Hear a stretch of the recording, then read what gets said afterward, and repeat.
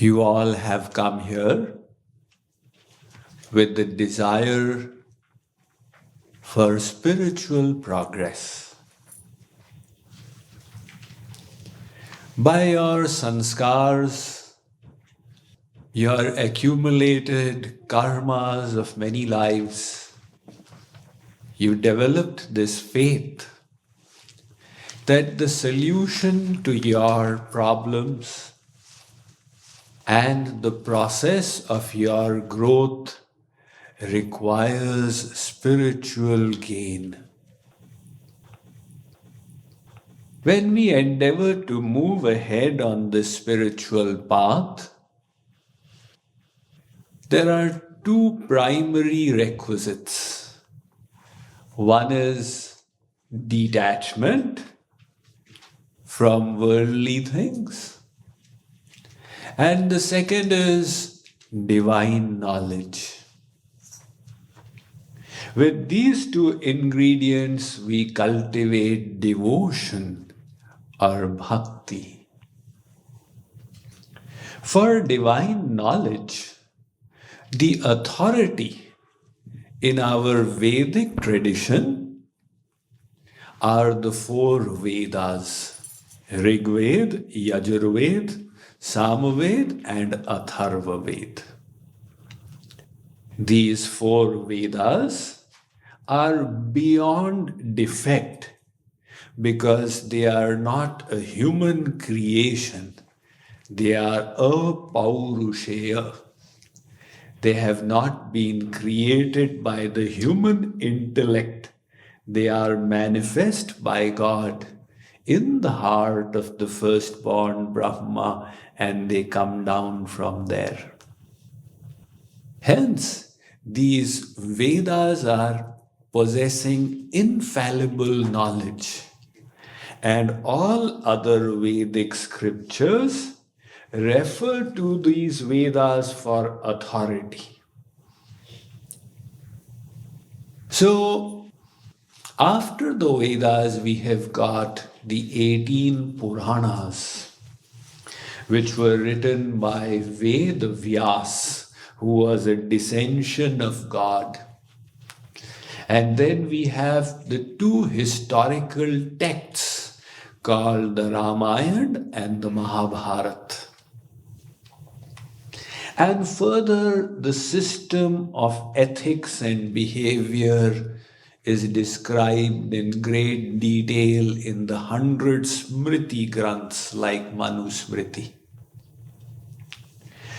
So this huge body of scriptures, how do we understand these and implement in our lives?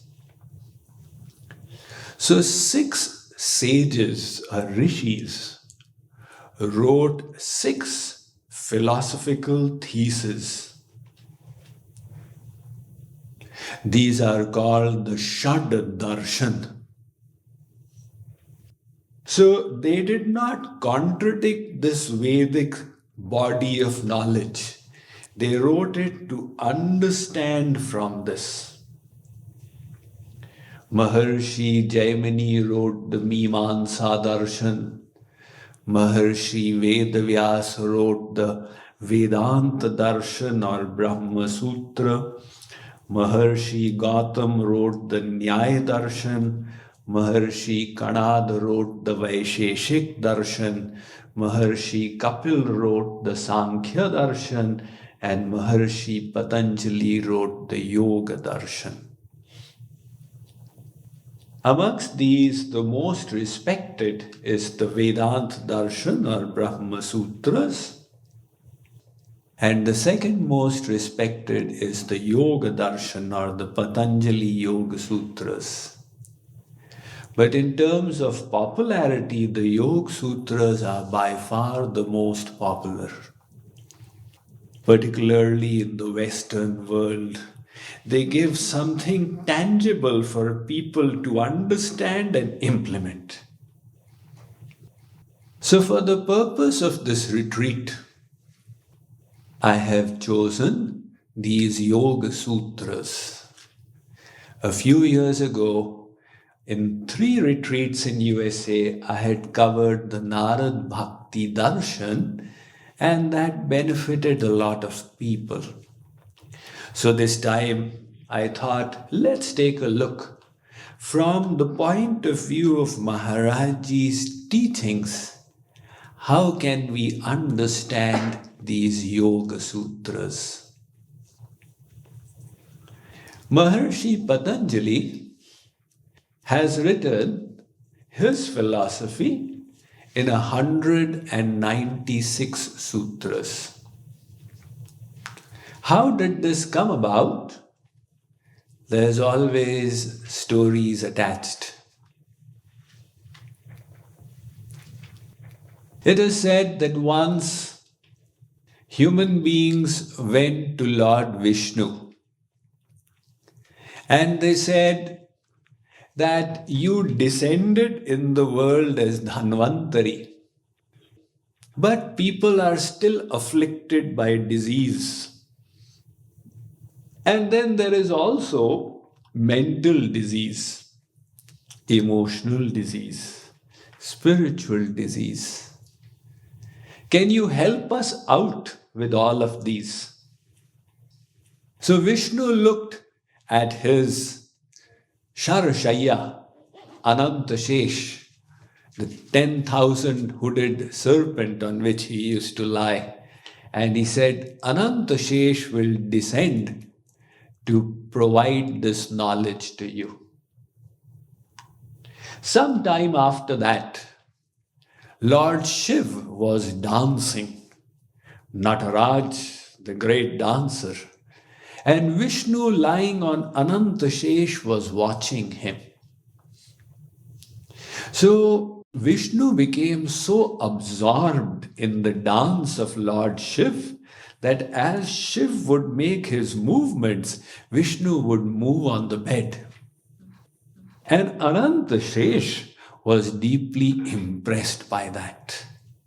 So later he requested Vishnu that he also wishes to learn and practice dance. Vishnu said, so be it.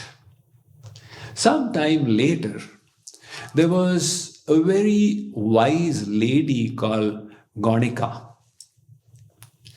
Ganika had grown old, and she did not have any child with whom she could share her wisdom.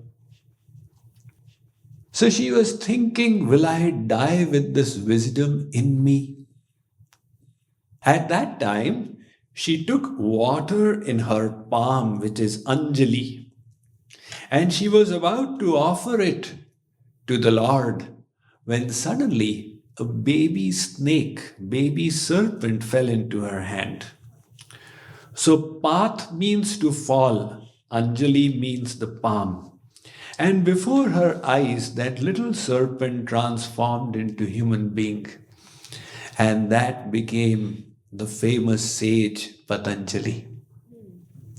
So Patanjali is reputed to be a scholar with multifaceted dimensions. He was definitely a great scholar of the yogic system. He was also a great Sanskrit scholar. Now there is various opinions. Some people say that Panini and Patanjali are the same person. Others say no. On the Panini grammar, there was one who wrote a great Mahabhashya commentary. That was Patanjali. This is the prevalent view. He also wrote a text on Ayurveda.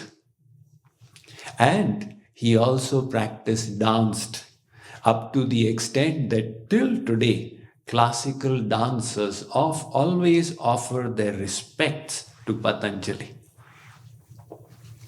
So in the Yoga Sutras, he has got 4 sections. Samadhi Pad, Sadhan Pad, Vibhuti Pad, and Kaivalya Pad. In these 4 chapters, he has got 196 sutras. Sutra means aphorism. Sutra also means a thread in which flowers are strung together. So in these sutras, he has strung together philosophy. If we see, most of these Shad Darshan have been written in the aphorism form. Short, pithy sayings. The possible reason for this style is there was no printed literature. Written literature was difficult and rare. So students had to memorize the teacher's teachings, and hence simple aphorisms that could be easily by-hearted were more convenient.